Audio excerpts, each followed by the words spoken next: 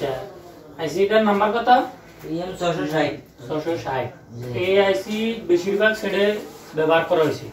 এটার নাম্বার আছে কত? PM 660।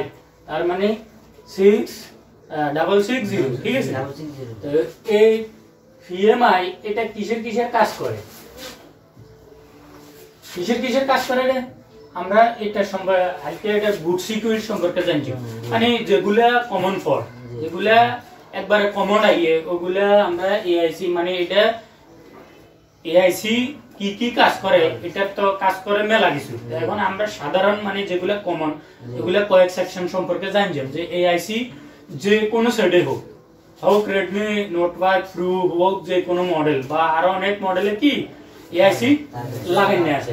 এআইসি লাগানো আছে, এটার নাম্বার আছে, এই নাম্বারের আইসি 660 যে PM 660 যে মোবাইলে দেখবে এই মোবাইলে বুঝবে যে এটা এতগুলা সার্কিট এটার ভিতর কাজ করে। এবার আইও প্রথম হইলো আমরা প্রথম যদি মানি এটা হইছে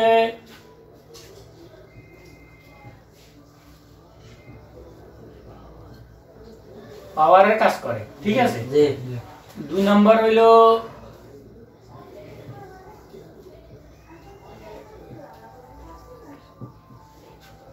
চার্জিং এর কাজ করে, ঠিক আছে? তিন নম্বর হলো গ্রাফিক্সের কি গ্রাফিক্সের +5 ভোল্ট -5 ভোল্ট এআইসির ভিতর থেকে, মানে গ্রাফিক্সের যে সার্কিটটা ওইটা এআইসির ভিতর থেকে। যদি আমরা ধরো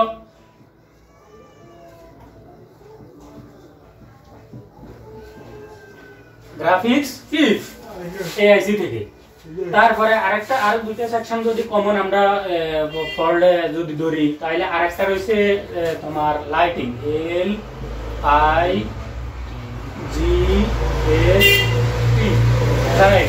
লাইট সার্কিটও এআইসির ভিতরে কাজ করে। তারপরে আরেকটা আছে এখানে যদি আমরা এটা ধরি সেটা হচ্ছে ধরো এখানে আমরা যদি মানি টর্চ মানে কি? টর্চ মানে যে লাইটটা আমরা জ্বালাই, যে ফ্ল্যাশ লাইট যেটা আর কি, ফ্ল্যাশ লাইট বুঝলে যে টর্চ লাইটটা আছে না পিছনে যে থাকতে পারে সামনে থাকতে পারে টর্চ, ঠিক আছে? তো এটা হচ্ছে ধরো টর্চ,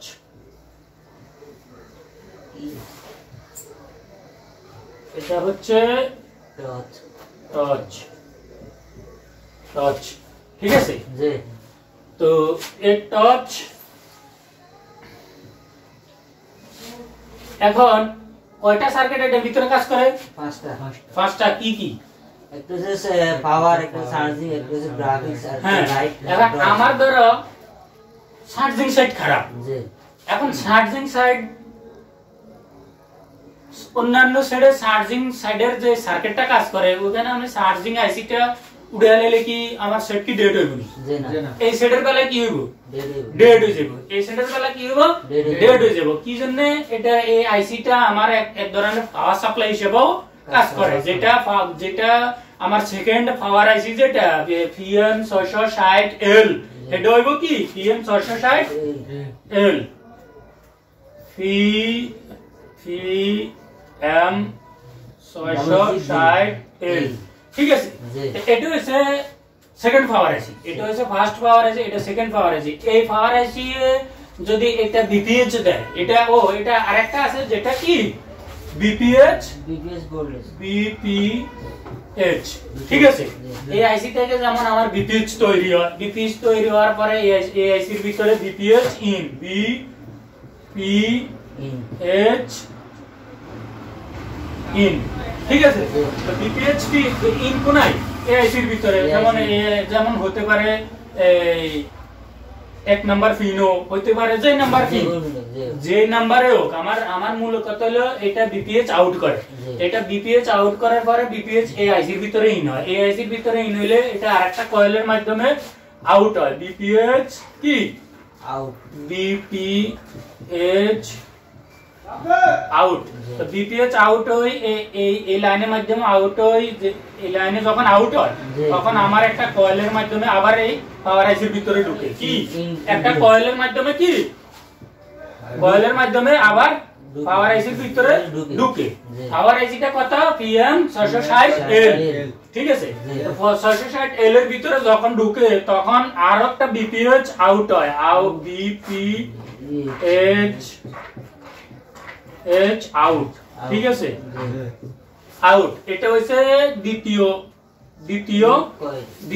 বিপিএইচ, এটা হইছে যেটা আউট হওয়ার পরে মোবাইলের প্রত্যেকটা সার্কিটকে অন করে। যেমন প্রত্যেকটা বাক কয়েলে ভোল্টেজ দেয়, প্রত্যেকটা বাক কয়েলের যে ভোল্টেজ গুলো আছে এটা এলডিও সার্কিট কয়, যে এলডিও সার্কিট গুলো যখন অন হয় তখন এটা সেকেন্ড বিপিএইচ এর মাধ্যমে হয়, ঠিক আছে?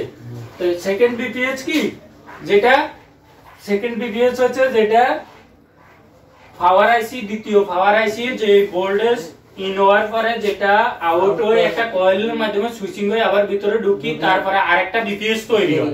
ওই বিপিএস এ এলডিও সার্কিট গুলা চালু করে। এলডিও হাই এলডিও সার্কিট, লো এলডিও সার্কিট গুলা এই বিপিএস এ কি চালু করে। তখন তোমার দেখবে যে গ্রাফিক্স চালু হয়, রিঙ্গার চালু হয়, চার্জিং শুরু হয়, মানে এটা থেকে তোমার প্রত্যেকটা সেকশনে ভোল্টেজ, যেমন সিপিইউ চালু হয়, এমএমসি চালু হয় এই এলডিও সার্কিটের ভোল্টেজের মাধ্যমে, ঠিক আছে? তো আমরা প্রথম কথা বললাম কি PM660L, তাহলে এই আইসিটার ভিতরে আমার কটা সার্কিটের কাজ করে, আরো অনেকগুলো সার্কিট আছে, আমরা কমন গুলা নিছি। যেমন এটা আমাদের মনে থাকে যে কোন আইসি, যে এই নাম্বারের আইসির ভিতরে এটা হইছে, আমি ডাবল পাওয়ার আইসি সেটের কথা বলতেছি।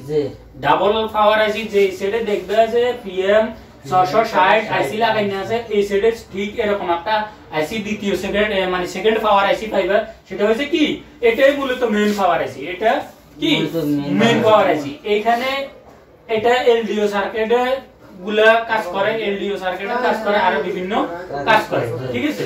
তো আমরা কথা বলতেছি এটা যে সেটে দেখবা যে PM660 এই আইসিটা লাগাইনা আছে, ওই সেটগুলোর মধ্যে এই সার্কিট এই আইসিটার ভিতরে এই সার্কিটগুলো কাজ করে, ঠিক আছে?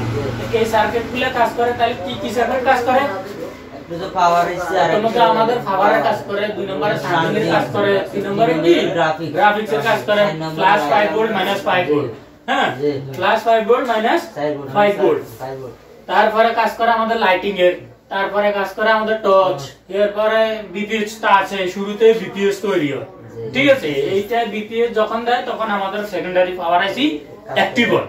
হ্যাঁ, এই ভোল্টেজ যদি ইন না হয় এই আইসির ভিতরে, তাহলে এই আইসি কোনোদিন চালু হইতো না। তাহলে আমাদের শুরুতে যদি আমরা চেক করি বিবাস যে ভোল্টেজটা আছে, যে চার্জারের যে ভোল্টেজ, যে বিবাস যে ভোল্টেজ ইন, ঠিক আছে? ইন বিবাস, ঠিক আছে? বাস, তাহলে এই বিবাস 5 ভোল্ট, ঠিক আছে? জি 5 ভোল্ট।